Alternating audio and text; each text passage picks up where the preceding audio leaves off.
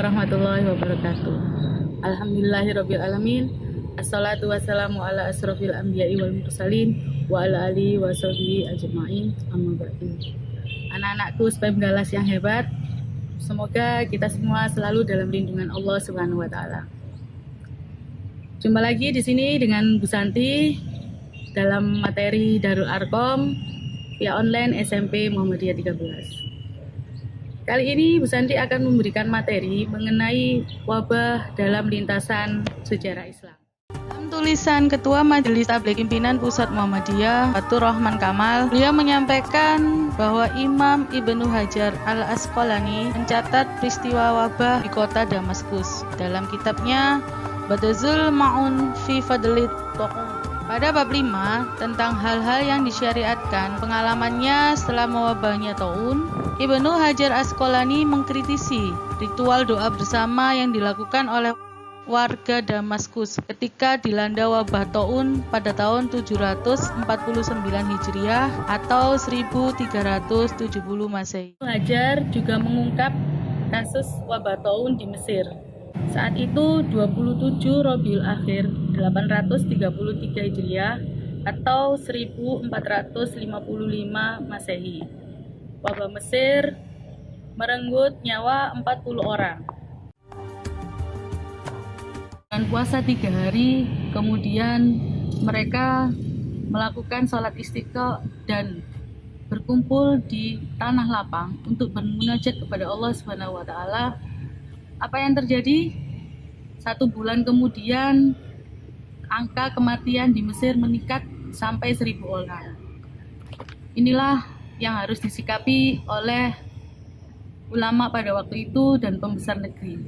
Akhirnya Ibnu Hajar memutuskan untuk menarik dirinya, tidak ikut di pertemuan apapun dan mengurung dirinya di rumah. Pilihan ulama ini yang menjadi polemik saat itu, sama halnya yang kita alami saat ini.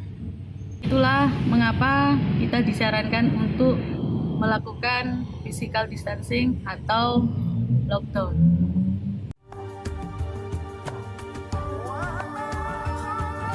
Kasus wabah di Andalusia dan Mekah. Dalam kitab ensiklopedi sejarahnya yang bertajuk Inba'al Umar bi Abnal al-Umar, Ibnu Hajar juga mencatat peristiwa wabah penyakit yang melanda di Mekah tahun 827 Hijriah atau 1449 Masehi. Dalam kejadian ini, wabah mengakibatkan meninggal dunia 40 orang setiap harinya, hingga total mencapai 1.700 orang meninggal. Pada masa-masa tersebut, masjid-masjid di Mekah Al-Mukarramah termasuk Masjidil Haram ditutup. Di antara sebab mengapa kaum muslimun tidak mendatangi masjid, karena kekhawatiran terjadinya penularan penyakit. Jauh sebelumnya, Ibnu Izzari Al-Marakisi wafat pada tahun 695 Hijriah. Dia menulis dalam kitabnya Al-Bayan Al-Mughrib fi Akhbar Muluk Al-Andalus wal Maghrib. Tahun 395 Hijriah atau tepatnya 1017 Masehi telah terjadi wabah penyakit yang sangat dahsyat di negeri Tunis.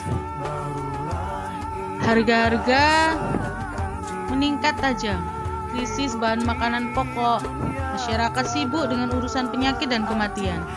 Bahkan masjid-masjid di kota Keriawan kosong, tidak didatangi umat.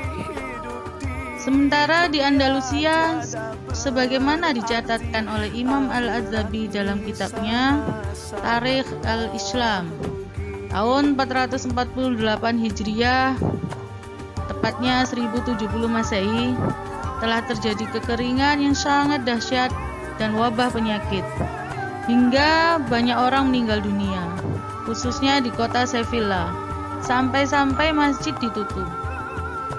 Disebutnya pula dalam kitab Syiar Alam Al-Nubala, pada tahun yang sama terjadi pula di Cordoba. Masjid-masjid juga ditutup. Tahun tersebut dikenal dengan sebutan tahun kelaparan yang besar. Terjadinya wabah corona yang ada sekarang ini sebagai muhasabah diri kita untuk meningkatkan iman dan takwa kita kepada Allah Subhanahu wa taala. Catatan sejarah tadi merupakan seruan agar kita tidak kuper historis dan bagaimana kita menyikapi terhadap media sosial yang ada, bahwa kita tidak perlu menghujat ataupun menyalahkan fatwa dari para ulama yang kredibel. Lagi pula kita pun tidak perlu melakukan sifat reaktif terhadap penutupan masjid atau membandingkan terhadap penutupan mal, kiras, kafe, dan lain sebagainya. Sebab sebagai muslim yang cerdas pasti menggunakan logika yang sehat.